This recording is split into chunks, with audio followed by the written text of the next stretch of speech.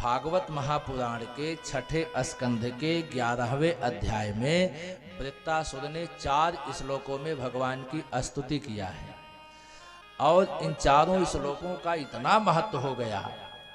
कुछ संतों के तो भाव हैं कि जिस भागवत की कथा में इन चारों श्लोकों का पारायण ना हो वह कथा ही अधूरी है।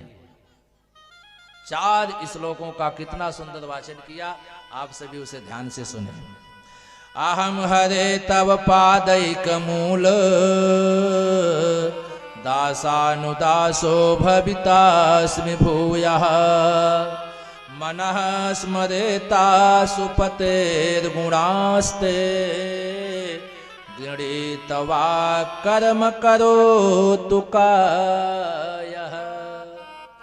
यह पहला श्लोक है। इसमें वृत्तासुर ने भगवान से कहा कि हे प्रभु, आपकी आज्ञा से मैं मरने के लिए स्वीकार कर तैयार हूँ, लेकिन इतनी कृपा करना आपकी, जब मैं इस दुनिया को छोड़ करके जाऊं और अगला जन्म मेरा कहीं भी हो, किसी भी योनि में मैं रहूं, इतनी कृपा करना कि उस जन्म में भी मैं आपका भजन कर सकूं, बस इतनी कृपा जरूर करना। ये पहले श्लोक का भाव है। दूसरा, न नाक पृष्ठम न च पारमेष्ठम न सार्वभौमं न रसाधिपत्यम न योग सिद्धिर पुनर्भमं वा समंजसस्त्वां विरहैय कांक्षे। हे महाराज, न नाक, नाक माने स्वर्ग, ना मुझे स्वर्ग चाहिए, न पारमेष्ठम, ना तो मुझे ब्रह्मा का ही पद चाहिए, न रसाधिपत्यम, ना तो मुझे पाताल लोक का ही कोई पद चाहिए, न कोई योग और न कोई सिद्धि ही मुझे चाहिए।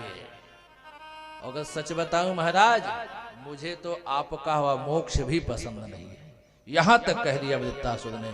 अब सोचना आप, जिस मोक्ष की चाहत, जिस मोक्ष की प्राप्ति के लिए बड़े बड़े यति सन्यासी महात्मा पर्वत की कंदरा में कितने हजार वर्ष व्यतीत कर देते हैं उस मोक्ष को प्राप्त करने के लिए, आज वृत्तासुर ने तो भगवान से कह दिया कि मुझे वह मोक्ष भी नहीं चाहिए।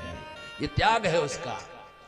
तीसरे श्लोक में उसने कहा, महाराज, अजात पक्षा इव मातरम खगाः स्तन्यम यथा वत्सतरा क्षुधार्ताः प्रियं प्रियेवं व्युसितं विषण्णा मनोरविन्दाक्ष दिदीक्षते त्वाम्।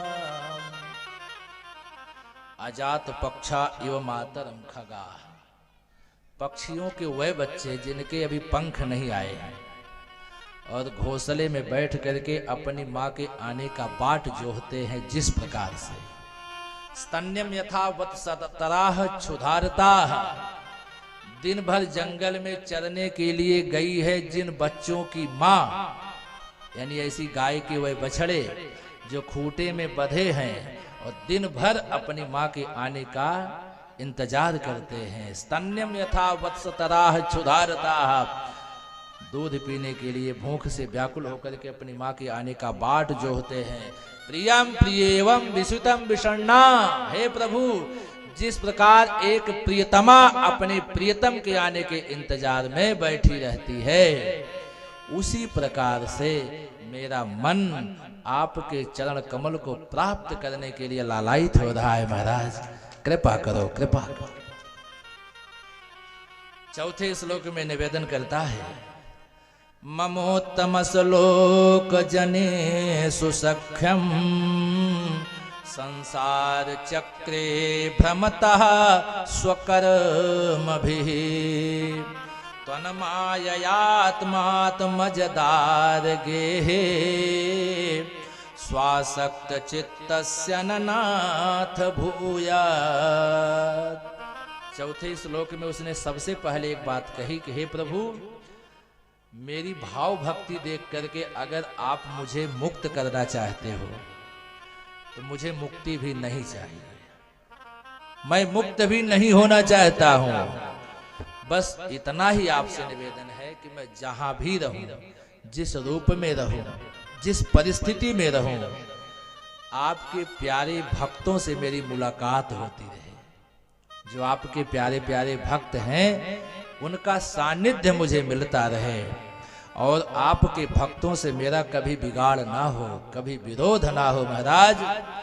क्योंकि जो मायामय यह संसार है, जिस संसार में लोग आसक्त हो जाते हैं, मैं कभी भी इस संसार में आसक्त ना हूं, संसार में मेरा मन कभी लगे ना, इतनी कृपा और कर देना।